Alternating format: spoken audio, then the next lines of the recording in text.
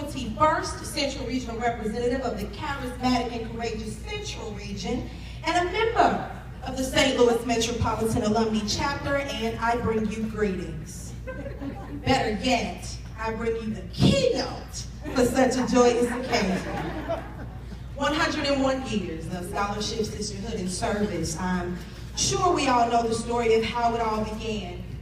Deltas, we learned the story, and if you're here today and you're not a Delta, I'm sure your favorite Delta who drug you here today has taught you the story of the illustrious 22.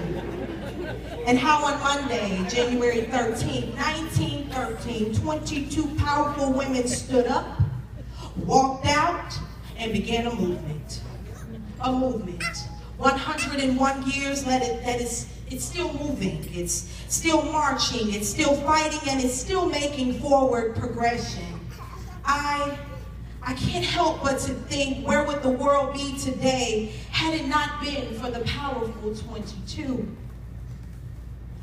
What would have not happened had there not been a powerful 22? Who would not be sitting, standing, voting, living, or serving where they are today had there not been a powerful 22?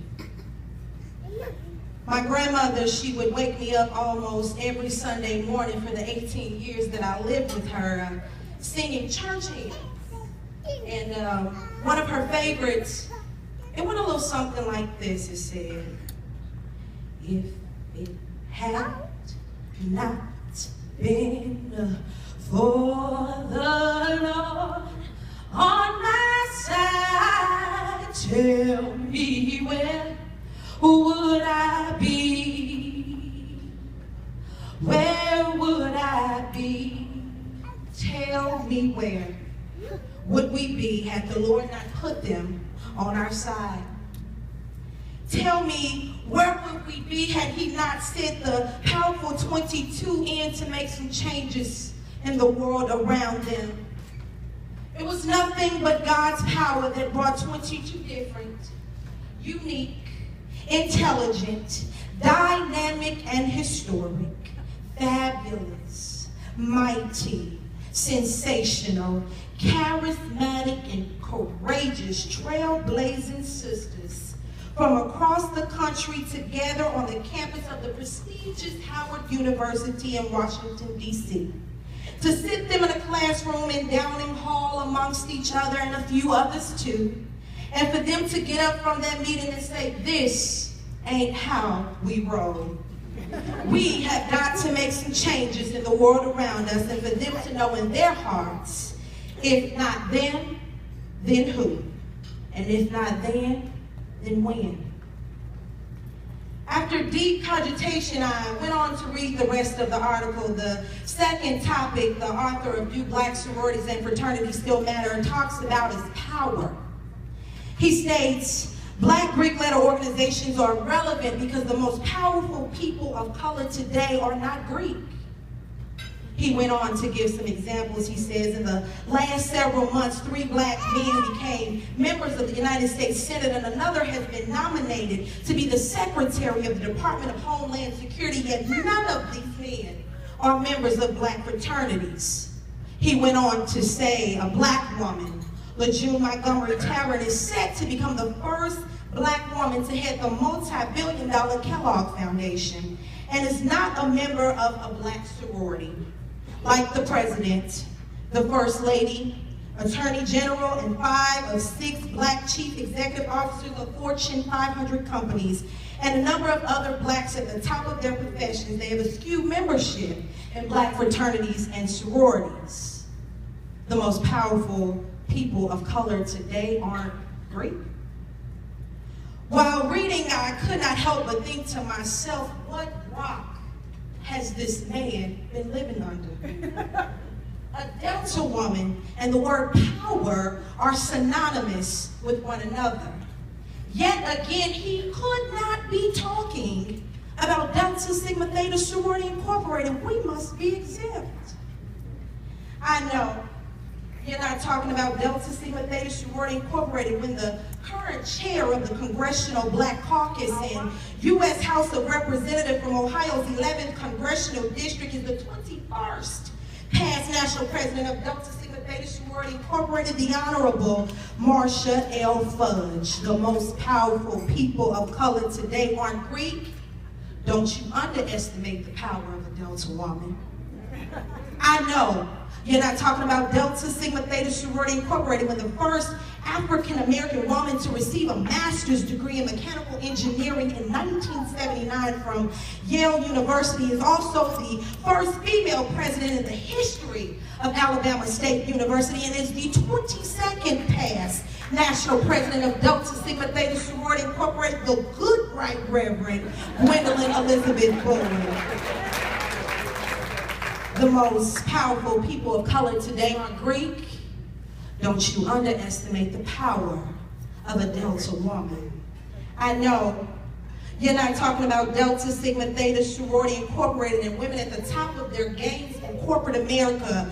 Are you not familiar with Deborah Elam, Vice President and Chief Diversity Officer of General Electric Corporate, and Paula Madison, Chairman and CEO of Madison Media Management and William Group Holdings, and the former owner of the Los Angeles Sparks and the Africa Channel?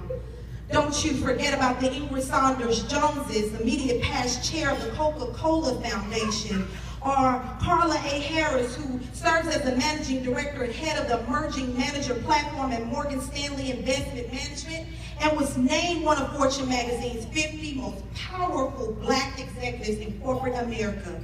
Not to mention the plethora of actors, singers, dancers, performers, and entertainers who are members of Delta Sigma Theta Sorority Incorporated. The most powerful people of color today aren't Greek. Don't you underestimate the power of a Delta woman. I know you're not talking about Delta Sigma Theta Sorority Incorporated when our current president of the United States sent his congratulations to us for our 100-year celebration. He sent remarks and greetings on behalf of himself and the Delta women of the White House staff. In case you didn't quite grasp what that meant, I don't do this alone. It is the Delta women around him who keep him going. How so soon we forget that once upon a time he consulted with Sir Regina Benjamin, the 18th Surgeon General of the United States of America. Did we forget that he often confers with the 23rd Secretary of Labor, Sir Alexis Herman?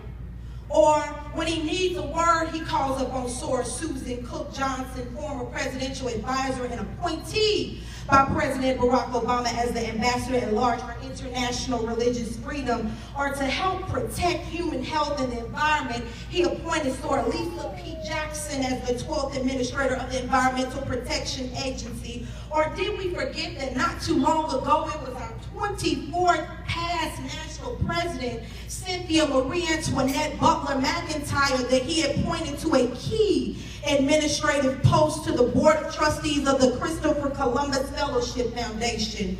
When there's work that needs to be done, it is a Delta woman to the rescue. The most powerful people of color today are not Greek. Don't you underestimate the power of a Delta woman.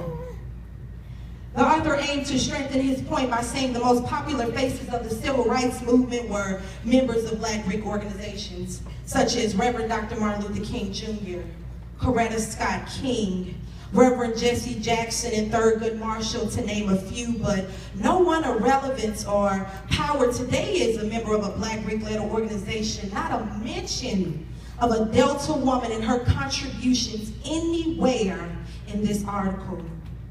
Tell me, where would we be without the powerful 22? Where would we be without the Shirley Chisholms, the Stephanie Tubbs Joneses, the Barbara Jordans, the Mary Church Terrells, the Mary McLeod Bethunes, the Sadie Tanner Moselle Alexanders, the Carl Mosley Bronze, the Betty Shabazes, and the Frankie Muse Freemans, to name a few? For those of you who told me, make sure you include your little red pump rocking quote in your keynote, well, here you go.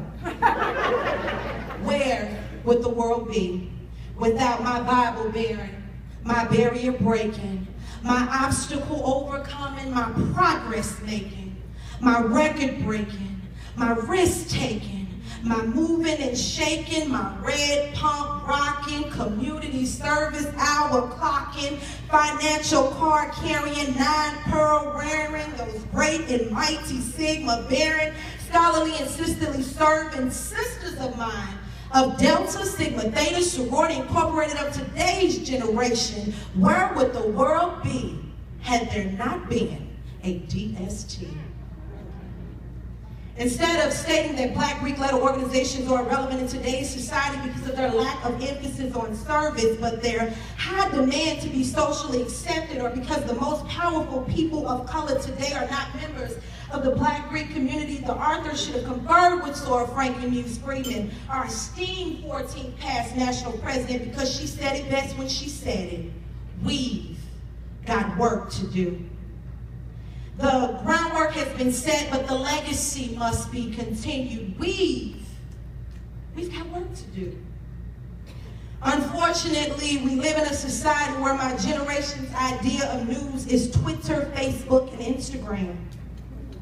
I am a part of a generation who has given 15 minutes of fame to a girl by the name of Sharkeisha, who brutally beat another young girl for engaging in intercourse with her boyfriend. We live in a society where a couple of weeks ago, the most important story on the news was Dwayne Wade's love child and Gabrielle Union's decision to stay with him. We live in a society where our children's role models are Miley Cyrus and reality television shows such as Basketball Wives, Love and Hip Hop, and the Bad Girls Club. We live in a society where women are rising to multi-million-dollar fame for circulating sex tapes with low-budget rappers, but those who are educating our children are fussing, fighting, and praying for raises, benefits, and proper health care. We live in a society where we can't even send our children to school and feel safe in knowing that our babies will return home to us. The places that we once found safety, comfort, and security in are no longer off limits to murderers, intruders, and robbers. And get this, we live in a society where a man can gun down a young boy walking home with a bag of skills and an Arizona teen gets all scot-free. We got work to do.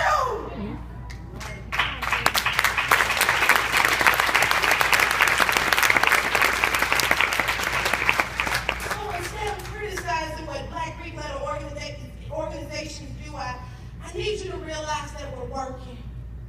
We are planning. We are coordinating. We are organizing because we are ready. We are ready for war. We have always been taught to stand in the forefront of the battlefield, equipped with our 9 cardinal virtues, ready to fight wars of social injustice, inequality, and for fair and just treatment for all of humankind. We are working because we must continue the legacy that has been paid for us. We are working so our founders' work won't be in vain. We are working so that future generations can be proud to say, because of us, they can. I can't speak for others, but for Delta, Sigma, Theta, Sorority Incorporated, we walk in the footsteps of giants. We appear to stand so tall because we stand on the shoulders of those who came before us, shoulders so broad that have helped us reach new heights and seek new horizons, shoulders that have elevated us to reach the stars and achieve the impossible, shoulders that have carried us when we felt we barely had nothing left to hold on to. We are bearers of a torch that our ancestors lit for us 101 years ago, and we must carry that flame with quenchless zeal. So when you say social aspect overshadowing service and the most powerful people of color today are Greek, I say I know you're not talking about Delta, Sigma, Theta, Sorority Incorporated. So my charge to you is the foundation has been set. The legacy has been paid. It is up to you to continue the work, continue the mission, and continue the vision of the powerful 22. For they are not only just my founders because I am a Delta, but they are my ancestors because I am a Black woman. Remember their purpose, remember their struggle, and continue their fight so that you can turn the doubters into believers and your successors into achievers. And when someone speaks of what others don't do, you just know in your heart that they just couldn't be talking about you.